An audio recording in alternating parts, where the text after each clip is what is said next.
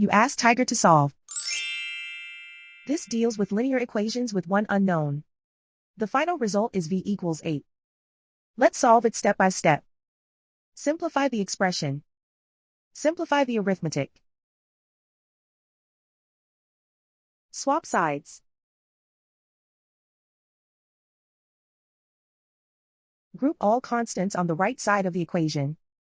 Add 19 to both sides. Simplify the arithmetic.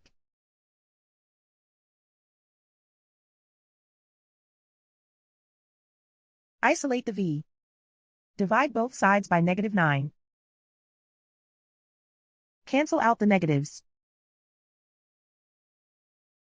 Simplify the fraction. Cancel out the negatives. Find the greatest common factor of the numerator and denominator.